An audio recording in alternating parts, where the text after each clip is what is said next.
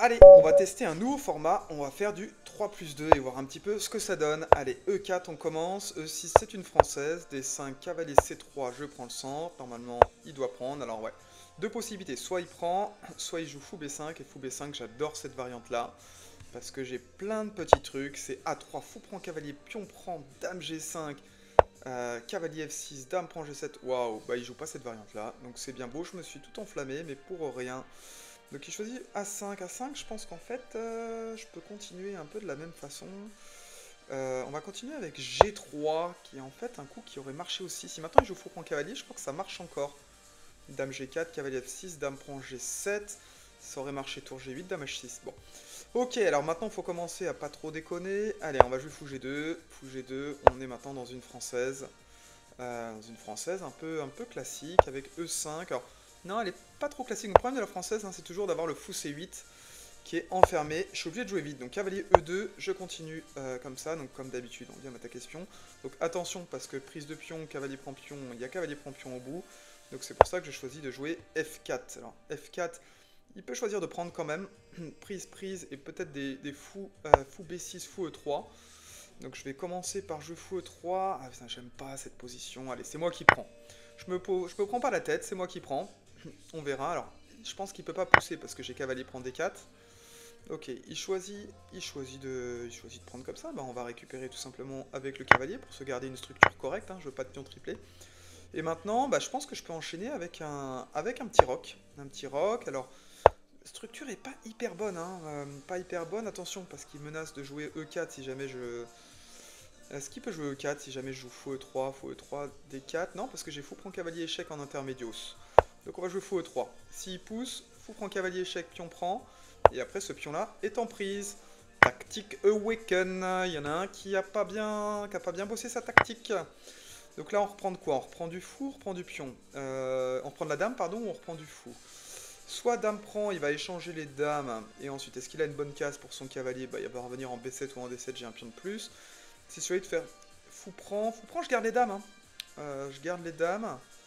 Euh, mais est-ce que j'aurai de l'attaque sur son roi? Mon fou, il est pas hyper bon. Allez, on va jouer la finale. On va jouer la finale. Je pense qu'il est obligé de faire dame prend. Alors, il est pas obligé de faire dame prend, mais quasiment, sinon je le déroquais. Fou prend. Voilà, cavalier B7.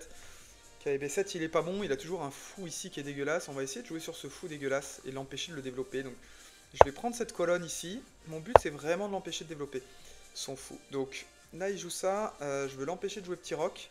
Pour l'empêcher de jouer petit roc, on va jouer fou B6. Fou B6, je l'empêche aussi de jouer tour D8 ici. Donc ça peut être assez sympa. Ça peut être assez sympa. Et maintenant, je vais venir doubler. Oh, est-ce que je viens doubler? Non, allez, on va jouer cavalier E4, hein. Cavalier E4, on va attaquer une deuxième fois ce pion.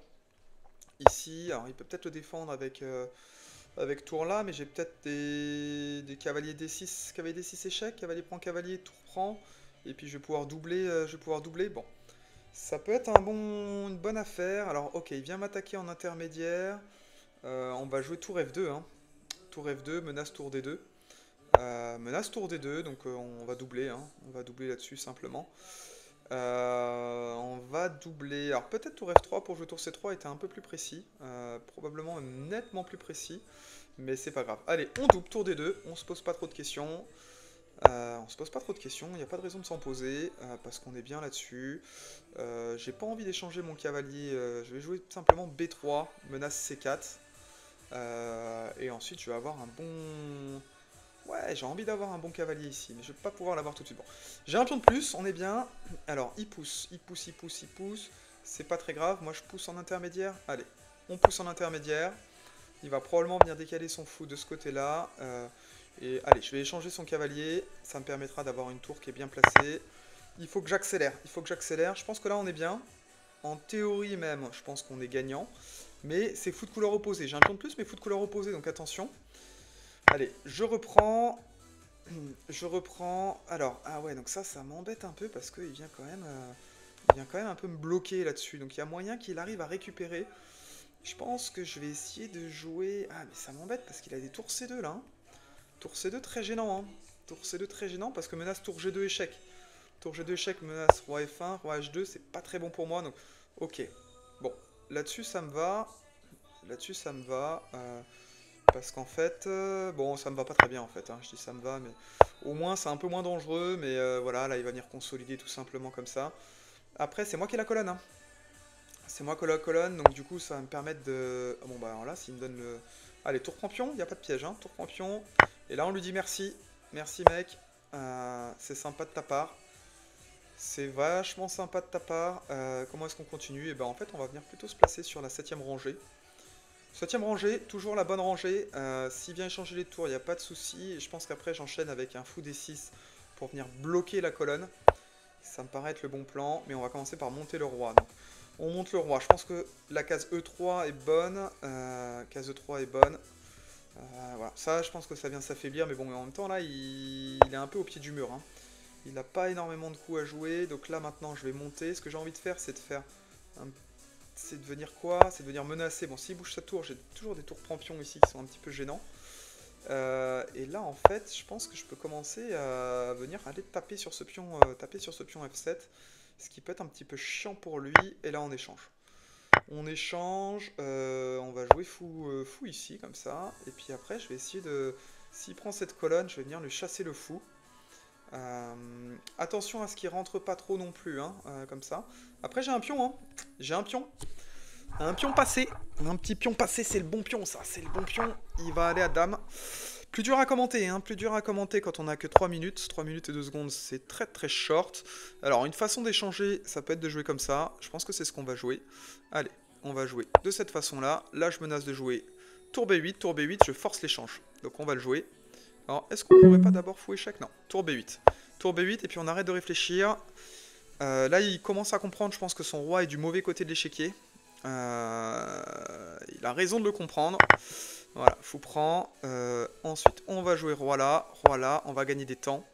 On va gagner des temps. Allez, on continue. On continue, et on va le bloquer, hein. Comment on le bloque? Comment on le bloque? Allez, on le bloque en jouant roi ici. Roi ici, et roi là, et ensuite, bah, j'ai envie d'aller de ce côté-là, hein.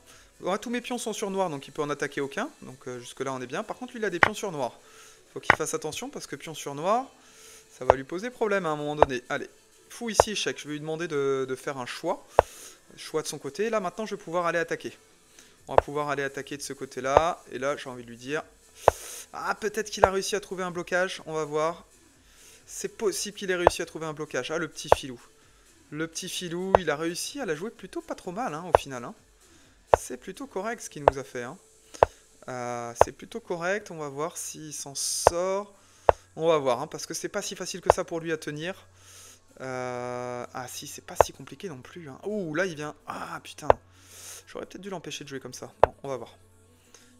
Attention pour lui, là faut qu'il joue un coup de roi. Il est obligé de jouer un coup de roi. Je vais venir l'attaquer là, mais là il a le fou tout simplement qui vient. Alors, comment est-ce qu'on continue? Il faut que je trouve une bonne façon de continuer. Il y a moyen que ce soit draw, hein, dans cette position, malheureusement. C'est draw, même si pour lui, bah, il joue la draw. En fait, là, soit il bouge le fou, soit il bouge le roi. Mais je crois que ça va être compliqué pour moi de le déloger, malheureusement. C'est le problème des fous de couleur opposée, hein. Fous de couleur opposée, il y a toujours ce souci-là. Là, je pense que c'est complètement draw, s'il arrive à la jouer correctement. Voilà, bon bah c'est nul, voilà, ça montre quoi? Ça montre que bah, fou de couleur opposée, faut faire attention, j'aurais peut-être dû garder les tours. Je pense que quand j'avais les tours, au final, c'était pas le bon plan. Soit garder les tours, soit monter plus vite mon pion, pour créer plus vite du danger. Là, si je mets l'ordinateur, par exemple, dans cette position, alors un blitz, hein, en 3+2, ça... Voilà, là, alors là c'est marrant, hein, parce que ce coup roi D6, c'est nul. Alors qu'en fait, là, faut prendre. Alors, faut prendre. Pourquoi prendre? Parce qu'en fait, si je prends F prend G5, H prend G5, fou C7 échec, si roi D8, qu'est-ce que c'est le problème? C'est H3. Alors, H3, c'est dur à voir. Ah ouais, H3, parce qu'en fait, si je commence à avoir deux pions passés, ça peut être très bon pour moi. Et H3, en fait, il joue quoi? Il joue fou F3, par exemple. Roi D6, et en fait là-dessus, c'est pas si facile que ça pour lui de le jouer. Parce que quoi? Parce que par exemple là-dessus, sur fou H5, qu'est-ce que j'ai comme coup là-dessus? Ouais, je peux commencer à avancer, hein. Je peux commencer à avancer. Bon, admettons qu'il me bloque de cette façon-là. Là, étonnamment, il préfère vraiment ma position. On a l'impression que c'est un peu pareil, parce que mon pion est plus avancé, et surtout, il a un pion qui est bloqué sur noir. Mais j'avais vraiment l'impression qu'en fait, il pouvait venir faire quelque chose là-dessus, sauf qu'en fait, H4, si je joue G prend H4, G prend H4, le truc c'est que j'ai deux pions, donc il a d'un côté son roi qui est de ce côté-là et d'un côté son fou. Mais du coup, moi je peux venir avec mon roi là et après je peux pousser en protégeant mon pion. Et il peut pas faire de blocus. Bon, pas facile à voir en partie rapide. Bon, c'était quand même une bonne partie. J'espère que ça t'a plu. Ça change un petit peu de format. Vachement plus dynamique. À tester. Allez, à plus.